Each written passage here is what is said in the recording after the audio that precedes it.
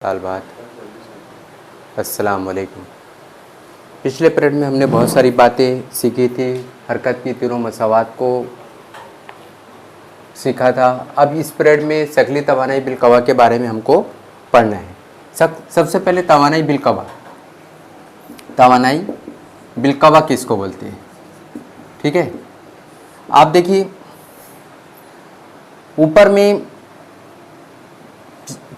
पहाड़ों पर चट्टान पर हम देखते हैं कहीं पानी जमा रहता है। ठीक है, उस पानी को रास्ता नहीं मिलता है तो वो पानी जमा रहता है, और जैसे ही उसको कुछ मतलब थोड़ा सा भी रास्ता मिलता है वो नीचे इस तरह से आबशार इस तरीके से गिरना शुरू हो जाता है। तो जब ये पानी इसमें जमा रहता है तो इसके अंदर में जो तवानाई रहती है वो तवानाई बिलकवा रहती है, और जब वो मोशन करने लगता है, हरकत करने लगता है यानी गिरने लगता है, तो उसको हम तवानाई बिलहरकत कहते हैं। ठीक है, हम अपने घर की टंकी में भी देखते हैं पानी जमा रहता है यानी उसके अंदर में तवानाई बिलकवा जमा है, और जैसे हम नल उसकी टोटी खोलते हैं तो उसमें से पानी गिरने लगता है तो वो पानी तवानाई बिलहरकत में तब्दील हो जाता है। सवाल ये होता है कि तवानाई बिलकवा की हम यहाँ पे तारीफ़ क्या करेंगे? ठीक है, शय की मखसूस यहाँ पर लिखेंगे हम, शय की मखसूस हालत या मकाम, मकाम भी बोल सकते हैं, ये हालत बोलते हैं, की वजह से उसमें जो तवानाई जमा होती है उसे तवानाई बिलकवा कहते हैं। बिल्कुल सही है, ये बिलकवा कहते हैं। शय की मखसूस हालत या मकाम की वजह से उसमें जो तवानाई जमा होती है उसे तवानाई बिलकवा कहते हैं। ठीक है, अब ये तवानाई निस्बती भी होती है, ये लिख लो, ये तवानाई निस्बती होती है। ठीक है, देखिए, और सतह से शय की ऊंचाई बढ़ने पर वो बढ़ते जाती है। जैसे जैसे ऊंचाई बढ़ती जाएंगी या फासला बढ़ते जाएगा उसकी तवानाई बिलकवा भी बढ़ती जाएंगी। मिसाल के तौर पर m कमियत वाला कोई जिस्म है और ज़मीन की सतह से h बुलंदी पर वो जिस्म वाक़ है। बुलंदी पर मौजूद शय की शकली तवानाई बिलकवा, अब यहाँ पर हम डायरेक्ट इस्तेमाल करते हैं, शकली तवानाई बिलकवा क्या होती है? वो mgh, ये उसका ज़ाब्ता है। तवानाई बिलकवा बराबर तवानाई बिलकवा बराबर mgh। m जो है वो शय की कमियत है, g जो है वो शकली इसरा है, h जो है वो जितनी बुलंदी पर या जितने फासले पर है वो फासला है। ठीक है, तो सतह ज़मीन पर वो सिफर होती है। h की कीमत ज़मीन के निस्फ कुत्र के मुकाबले में बहुत कम हो। h की कीमत ज़मीन, आप देखो ज़मीन उसका ये निस्फ कुत्र, और ये h बोले तो सतह ज़मीन से कुछ फासला समझ लो, ये h और ये उसका निस्फ कुत्र। ठीक है, ज़मीन का निस्फ कुत्र अगर से ये h बहुत ही कम हो, बहुत ही कम हो, तो हम ये बोलेंगे कि g की कीमत को हम मुस्तकिल मान सकते हैं और ये ज़ाब्ता इस्तेमाल कर सकते हैं। लेकिन h की कीमत ज़्यादा होने पर, अगर से h की कीमत ज़्यादा है, ठीक है, ज़्यादा बढ़ रही है समझ लो, तो उस सूरत में हम g की कीमत बुलंदी के मुताबिक कम होती जाती है। सतह ज़मीन से जैसे हम बुलंदी पर जाते जी की कीमत कम होती जाती है, यानी अगर से ये फासला, ये वाला फासला अगर से बढ़ते चला जा रहा है, ये बढ़ती चला जा रहा है, तो जी की कीमत कम होती जाएंगी। शय ज़मीन से लामहदूद फासले पर हो, अगर से ये जो फासला बहुत ही ज़्यादा हो, लामहदूद फासला हो, तो जी की कीमत जो है वो सिफर हो जाती है। यहाँ पर जी की कीमत कितनी होती है? 9.8। ठीक है, और ये ज़मीन का ये निस्फ कुत्र है। ठीक है, ये फासला अगर से h बहुत ज़्यादा हो जाए r से, ठीक है, तो उस सूरत में जी की कीमत सिफर हो जाती है। ठीक है, और उस पर शय पर जो है शकली यानी ज़मीन की कशिश ये कोई अमल नहीं करती, ये कोई अमल नहीं करती।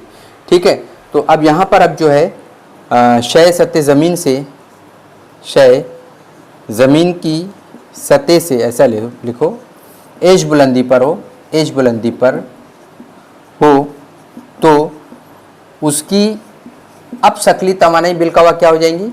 अब उसकी शकली तवानाई बिल, कवा क्या हो जाएंगी, वो माइनस GM बटे R प्लस H।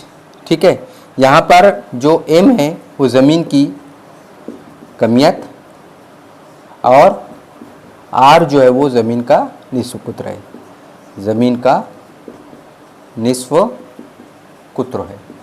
ठीक है, लिख लो यहाँ जहाँ, तो ये ज़ाब्ता हो जाएगा। अब उसके बाद एक छोटा सा हिस्सा है गुरेज शक्ली रफ्तार, एस्केप वेलोसिटी इसको बोलते हैं। आगे चलकर इसका बहुत ज़्यादा फिजिक्स में इस्तेमाल होता है। गुरेज शक्ली रफ्तार, गुरेज शक्ली रफ्तार इंग्लिश में क्या बोलते हैं, एस्केप वेलोसिटी, एस्केप वेलोसिटी। ठीक है, एस्केप वेलोसिटी। गेंद ऊपर फेंकने पर क्या होता है, आप सतह ज़मीन पर यहाँ खड़े हैं और यहाँ से आप गेंद को ऊपर फेंक रहे हैं। ठीक है, उस सूरत में यहाँ पर जो शख्स है या जो गेंद है उसकी जो रफ्तार है, इब्तिदाई रफ्तार है, वो बहुत ज़्यादा होंगी। ठीक है, जैसे जैसे ये गेंद ऊपर जाती है उसकी रफ्तार कम होती जाती है, यानी शक्ली इसरा उसकी ज़मीन से जैसे जैसे हम बुलंदी पर जाते हैं तो शक्ली इसरा भी कम होती जाती है, ये भी हमको मालूम है। ठीक है, गेंद ऊपर फेंकने पर उसकी रफ्तार कम होती जाती है, ये ज़मीन की शक्ली कशिश की वजह से होता है। एक मखसूस बुलंदी तक गेंद जाता है, बहुत ऊपर तक जितना फेंको ऐसा तो नहीं कि ऊपर से ऊपर जाते जाता है, एक मखसूस बुलंदी तक, समझ लो एक मखसूस बुलंदी यही है, एक मखसूस बुलंदी तक वो गेंद जाता है और उसके बाद वहाँ पर उसकी रफ्तार सिफर हो जाती है। v बराबर अब क्या हो जाएगा, आखिरी रफ्तार उसकी सिफर। इब्तिदाई रफ्तार बहुत ज़्यादा, यहाँ पर इब्तिदाई रफ्तार यानी ये बहुत ज़्यादा होंगी और कुछ बुलंदी पर एक मखसूस बुलंदी तक जाने के बाद उसकी आखिरी रफ्तार जो है वो सिफर हो जाती है। वो रफ्तार धीरे धीरे कम हो जाती है क्योंकि ज़मीन की शक्ली कशिश की वजह से ऐसा होता है। ये जो रफ्तार कम होती जाती है, यहाँ पर बहुत ज़्यादा, यहाँ ज़्यादा या फिर कम कम कम, यहाँ पर एकदम आकर कम होकर यानी सिफर हो जाती है। अब उसके ऊपर गेंद नहीं जाने वाला है, फिर वहाँ से वो गेंद नीचे आने लगता है। ठीक है, और वहाँ से जाकर वो गेंद नीचे गिरने लगता है। तो उसकी ज़्यादा से ज़्यादा रफ्तार, उसकी इब्तिदाई रफ्तार पर उस बुलंदी जो है कितनी ऊपर तक गेंद जाएगा, उसकी जो बुलंदी जो है, ये बुलंदी जो है कितनी ऊपर तक जाएगा वो किस पर मुनहसर रहता है, उसकी इब्तिदाई रफ्तार पर। इब्तिदाई रफ्तार जितनी ज़्यादा होंगी वो गेंद उतनी बुलंदी पर जाएगा, इब्तिदाई रफ्तार जितनी कम होगी वो गेंद उतनी बुलंदी पर नहीं जाएगा। ठीक है, अब हमारे पास एक ज़ाब्ता है। ठीक है, क्या ज़ाब्ता है, न्यूटन की तीसरी मसावात, न्यूटन की तीसरी मसावात है, हम पढ़ चुके हैं v मसावात से। v = 2 बराबर u = 2 जमा 2as, जहाँ पर v क्या है, आखिरी रफ्तार है, u इब्तिदाई रफ्तार है, a इसरा है और s 2as है ना। s जो है ये बुलंदी, s को आप h भी ले सकते हैं, यानी 2as यानी फासला या बुलंदी। ठीक है, अब आप क्या बोल रहे हैं, आप ये बोल रहे हैं कि इब्तिदाई रफ्तार बहुत ज़्यादा है, इब्तिदाई रफ्तार। ठीक है, इब्तिदाई रफ्तार ये बहुत ज़्यादा है, u क्या है, ये इब्तिदाई रफ्तार। ठीक है, और v क्या है, आखिरी रफ्तार। ठीक है, तो ये बहुत ज़्यादा है इब्तिदाई रफ्तार। ठीक है, और ये जाने के बाद ये आखिरी, उसकी आखिरी रफ्तार क्या हो जाती है, सिफर हो जाती है। अच्छा, ए क्या है, एसिलेशन इसरा, ये इसरा है, इसरा इसको आप जी भी बोलते हैं। आपको ये मालूम है कि सतह ज़मीन से जैसे जैसे हम ऊपर जाते हैं वो शक्ली इसरा कम हो जाती है, तो इसलिए हम इसरा को क्या बोलते हैं कि वो मनफी होती जा रही है, निगेटिव कम होती जा रही है, तो उसको वज़ा लेंगे, तो ए बराबर वज़ा जी लेंगे हम।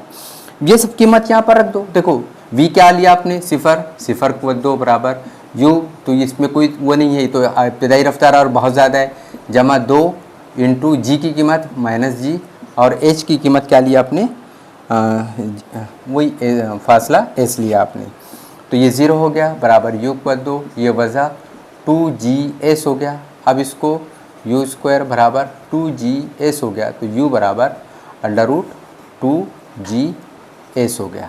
ठीक है, ये ज़ाब्ता हो गया इब्तिदाई रफ्तार निकालने का, गेंद की ज़्यादा से ज़्यादा बुलंदी निकालने का। ठीक है, ऐसा भी ले सकते हैं, यहाँ से भी इससे भी ले सकते हैं, u = 2 बराबर 2gs।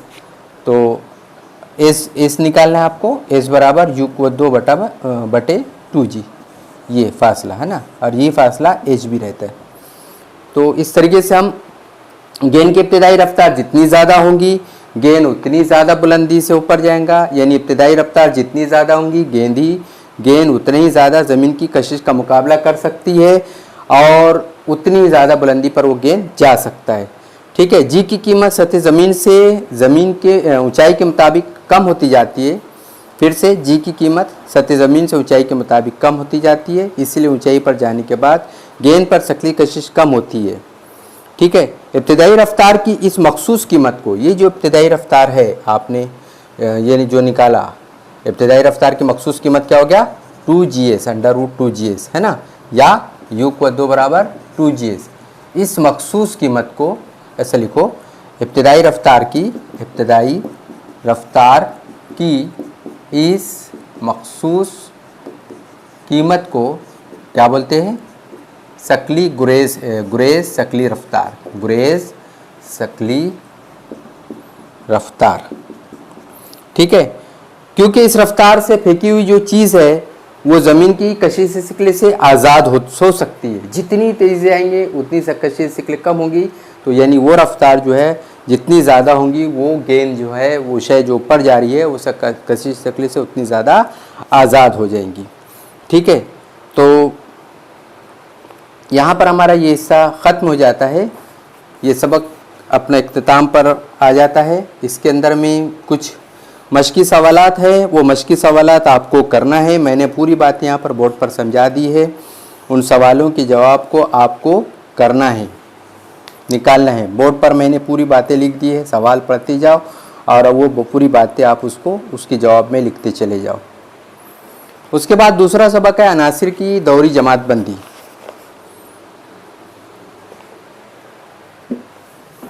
शुरू कर देते हैं हम दूसरा सबक यहाँ पर।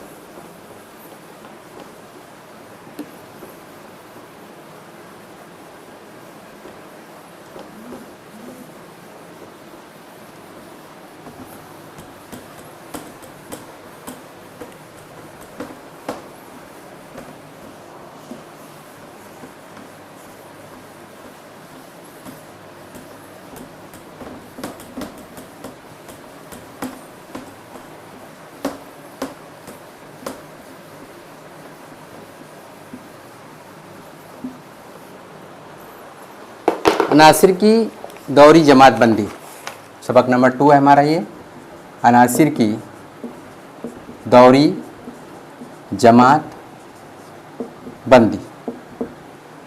ठीक है, इंग्लिश में बोलते हैं periodic classification of elements, periodic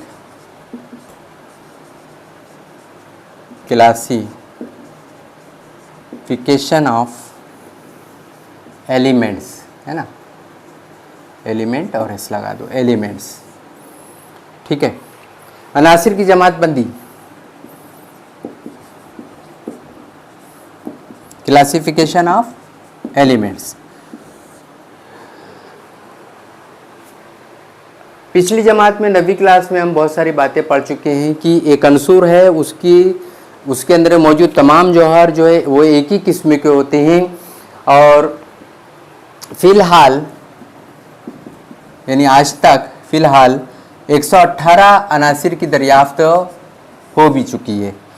इतने अनासिर की दरियाफ्त हो चुकी है फ़िलहाल 118 अनासिर की दरियाफ्त हो चुकी है। ठीक है, शुरू में जो 18वीं सदी ईस्वी तक की जो है असल तारीख़ बताती कि सिर्फ 30 अनासिर तक की मालूमात लोगों को थी। उस वक्त सिर्फ 30 अनासिर के बारे में लोगों को इल्म था, लेकिन वक्त के साथ साथ मज़ीद अनासिर की जो है दरियाफ्त होती गई और उनकी अनासिर की खुसूसियात लोगों को मालूम होती चली गई। फिर उसे इतने ज़्यादा अनासिर का मुताला आसान तरीके से और सहल तरीके से करने के लिए साइंसदानों ने अनासिर की जमातबंदी शुरू कर दी। ठीक है, वो मुख्तलिफ अनासिर के बारे में मुख्तलिफ खुसूसियात और मुख्तलिफ मालूमात, उसके ताल्लुक़ से मुख्तलिफ जो रिलेशन है, ताल्लुकात है, जो मतलब मतलब कोरिलेशन है वो सब मालूम करने की कोशिश की। शुरू में जो है साइंसदानों ने उसकी जमातबंदी धात में और अधात में की। धात और अधात, जितने भी अनासिर उस वक्त पाए गए साइंसदानों ने उसको 2 हिस्सों में बांट दिया, धात और अधात। फिर कुछ वक्फों के बाद उसमें एक बीच की एक और क्वालिटी निकाली गई, किस्म निकाली गई, धातनुमा अनासिर या अधात, जिसको हम धातनुमा अनासिर कहते हैं। ठीक है, धातनुमा या धाती, ये नाम दो, धातनुमा अनासिर। ठीक है, यानी फिर 3 किस्में हो गई, धात, धातनुमा और अधात, है ना। धात और अधात दोनों जिसमें खासियत पाई जाती थी उसको धातनुमा अनासिर कहा गया। ठीक है, अनासिर की दरियाफ्त का जब सिलसिला बढ़ता चला गया और साइंसदानों ने उसकी तहकीकात में अपने आप को महव कर लिया, तो बाद में अनासिर के बारे में बहुत सारी बातें मालूम हुई। दुबे रायनर एक साइंसदान था, दुबे रायनर, ये जर्मन का एक साइंसदान था। उसने अनासिर की जमात, अनासिर के खुसूसियात और उसकी जौहरी औज़ान के दरमियान एक मखसूस ताल्लुक़ को मालूम किया। अनासिर की खुसूसियात और उसकी जौहरी औज़ान, जौहरी औज़ान यानी जौहरी वज़न, है ना, वज़न क्यों है, जौहरी औज़ान। उसने ये बताया कि यकसा कीमियाई खुसूसियात रखने वाले 3 अनासिर को अगर से गुरों में रखे तो उसने उन गुरों को तसलीस का नाम दिया। ठीक है, क्या कहा उसने, यकसा कीमियाई खुसूसियात रखने वाले 3 अनासिर के ग्रुप बनाए, यकसा कीमियाई खुसूसियात रखने वाले, है ना, रखने वाले 3 अनासिर की, 3 अनासिर के ग्रुप उसने बनाए, तश्कील किए। और उन्हें क्या क्या, उन्हें दुबे रायनर की तसलीस कहा, तसलीस कहते हैं, है ना, तसलीस यहाँ पर 3 से याद रखना, तसलीस, है ना, सलासा यानी 3 से बनाए। अनासिर की खुसूसियात, आपको मालूम होना चाहिए कि अनासिर की खुसूसियात तबई खुसूसियात होती है और एक कीमियाई खुसूसियात होती है ना। कीमियाई खुसूसियात, तबई खुसूसियात उम्मूमन बदलती भी रहती है, लेकिन कीमियाई खुसूसियात जो है वो एक जैसी ही रहती है।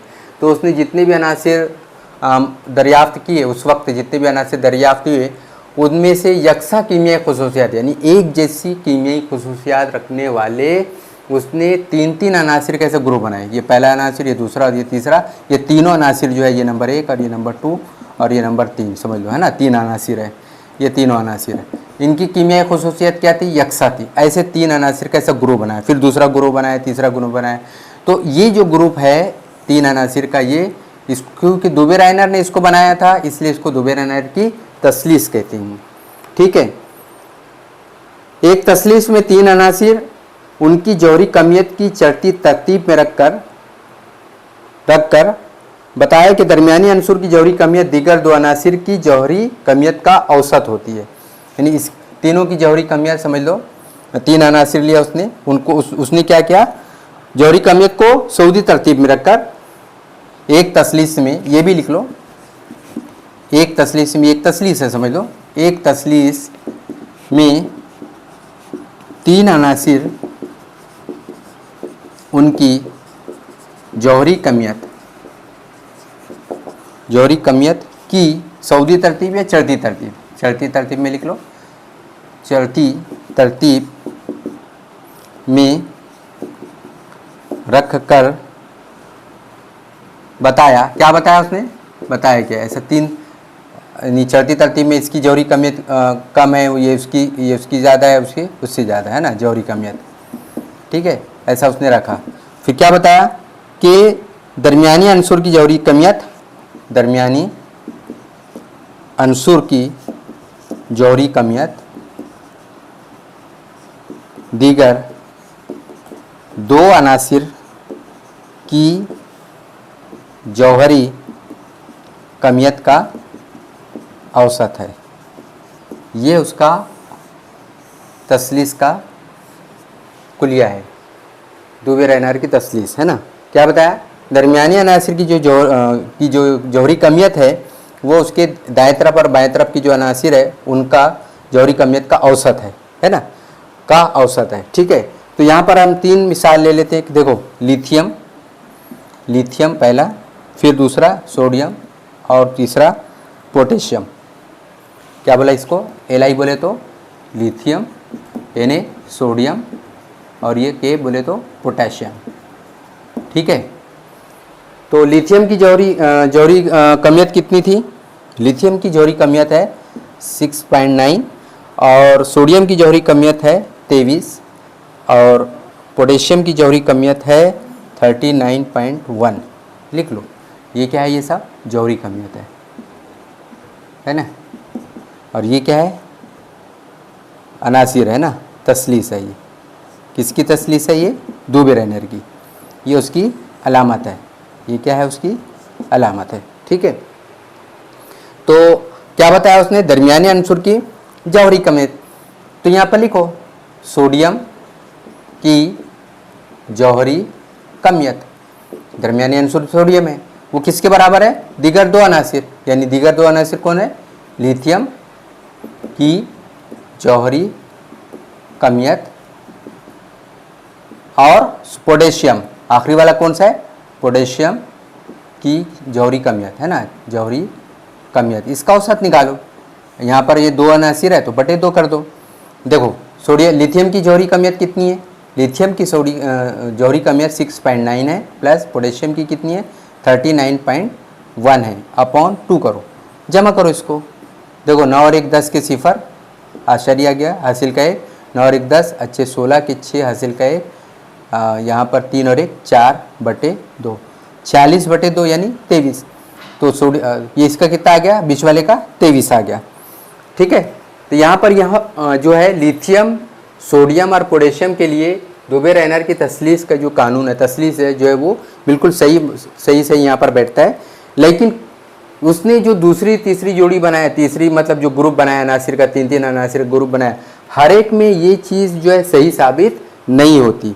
तो यहाँ पर दुबे रेनर का जो तसलीस का कुलिया है वो फेल हो जाता है, नाकाम है। ठीक है, उसके बाद न्यूलैंड, उसके बाद जो एक साइंसदान था न्यूलैंड, उसने अपना कुलिया पेश किया, उसने अपने कुलिया का नाम रखा न्यूलैंड का मुसम्मन, मुसम्मन 8 को बोलते हैं। इसने 3 अनासिर का ग्रुप बनाया था, उसने 8 अनासिर का ग्रुप बनाया।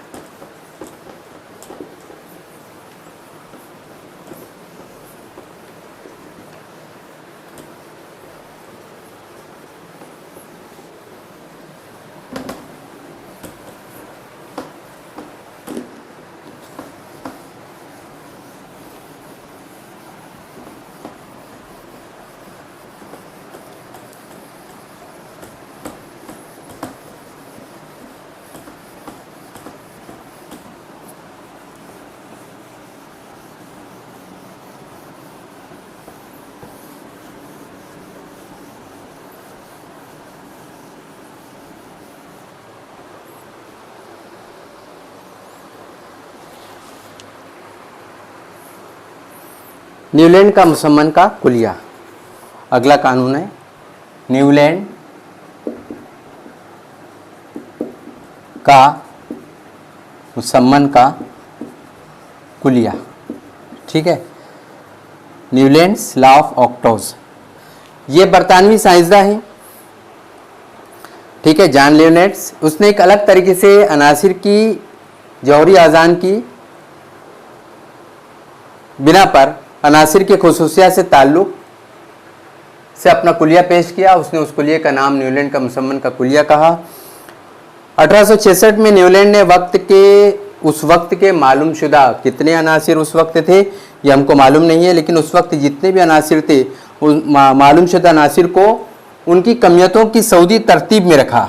जो भी कमियत अनासिर की जो भी कमियत रही होंगी उस वक्त, हर अनासिर की कमियत जो जौहरी कमियत अलग अलग होती है, तो उस वक्त की जितने भी अनासिर थे उनकी कमियत को उसने क्या करा, अनासिर की कमियतों को कौन सी तरतीब में रखा, सऊदी तरतीब में या चढ़ती तरतीब में रखा। सऊदी तरतीब बोले तो चढ़ती तरतीब में, नुज़ूली तरतीब, उतरती तरतीब। ठीक है, तो उसने ये कहा कि हर 8वां अंसूर, हमको ये याद रखने का है, हर 8वां अंसूर अंसुर, या ऐसा लिखो हर 8वें अंसुर की कीमियाई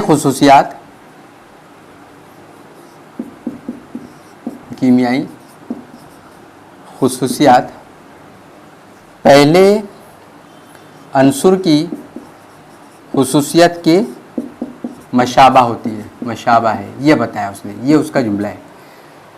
देखो इसके पहले आपने दुबे रैनर लिया था, दुबे रैनर ने भी जो कुलिया पेश किया वो कौन सी बुनियाद पर, 3 अनासिर के ग्रुप के, उसको तसलीस का, उसने भी जो अनासिर लिया उसका कीमियाई खुसूसियात लिया उसने, अनासिर की कीमियाई खुसूसियात, तभी खुसूसियात के बारे में उसने बात नहीं की, उसने यकसा कीमियाई खुसूसियात की बात की थी और 3 अनासिर ग्रुप की बात की थी, ठीक है। तो उसने कहा था कि जो दरमियानी अंसुर है वो बाकी आगे पीछे की जो तो अंसुर है उनकी जौहरी कमियत के, यहाँ पर भी जो है उसने बात की थी जौहरी कमियत, ठीक है, जौहरी कमियत के औसत के बराबर होती है, ये उसका दुबे रैनर का तसलीस था। लेकिन न्यूलैंड ने क्या किया, न्यूलैंड ने तसलीस दुबे रैनर की तरह तसलीस का कुलिया नहीं पेश किया, यानी 3 अनासिर ग्रुप का उसने कुलिया नहीं पेश किया, बल्कि उसने मुसम्मन यानी 8 अनासिर, एक के बाद पूरे जितने भी अनासिर थे ऐसे तरतीब से उसने सऊदी तरतीब में रख दिए, अनासिर 1 2 3 ऐसे रखा, ठीक है, 4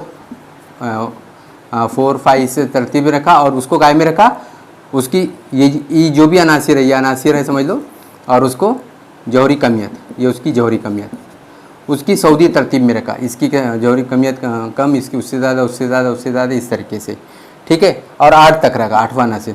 फिर ये कहा कि 8वें अंसुर की खुसूसियात, ये अनासिर की, और ये सब काय के बारे में बात कर रहे हैं वो, उनकी कीमियाई खुसूसियात के बारे में, कीमियाई खुसूसियात, ठीक है, ठीक है, 8 अंसुर लिया उसने, ठीक है, उसकी जौहरी कमियत को सऊदी तरतीब में रखा उसने और सबकी कीमियाई खुसूसियात का उसने मुशाहिदा किया। तो 8वां अंसुर जो है वो अपने फिर से पहले अंसुर की खुसूसियात के मशाबा है, यानी 8वें अंसुर की जो खासियत रहेंगी वही पहले अंसुर की खासियत रहेगी, या यहाँ पर जो पहले अंसुर की खासियत थी वही 8वें अंसुर की खासियत के मशाबा होंगी, यकसा होंगी, ठीक है, सिमिलर होंगी। तो कमियतों को सऊदी तरतीब में रखकर उसने अपना कुलिया पेश किया कि हर 8वें अंसुर की कीमियाई खुसूसियात पहले अंसुर की खुसूसियात के मशाबा होती है। ये जुमला हमको याद रखना है, इसी को बोलते हैं न्यूलैंड का मुसम्मन का कुलिया, ठीक है, ये आपका जुमला है ये, ठीक है, उसका कानून है। भारतीय मौसीकी के निज़ाम में आपने वो सुना होगा, सा रे गा मा पा धा और नी, ये 7 सुर है। देखो 1 1 2 3 4 5 6 और ये 7 और ये 8, ठीक है, सा रे गा मा, सा रे, ये रिपीट हो गया, सा रे गा मा, ये 5 हो गया, ये 6 हो गया और ये 7 हो गया, ठीक है, सा रे गा मा पा, ये पा है, ये 5 हो गया, ये 6 हो गया, 7 और ये 8, अब सही हो गया। देखो 1 2 3 4 5, सा रे गा मा पा, सा रे गा मा पा धा, पा धा और ये नी, ठीक है, ये 6 और ये 7, कितने सुर हो गए, देखो सा रे गा मा पा धा नी, 7 सुर हो गए, कितने सुर हो गए, 7 सुर, ठीक है। तो ये भारतीय मौसीकी के निज़ाम में ये 7 सुर का एक निज़ाम होता है, 7 से शुरू होकर सुरों का जो ताद्दुद है ना पर ख़त्म हो जाता है, उसके बाद फिर जो है वो 7 से शुरू होता है। तो इस तरीके से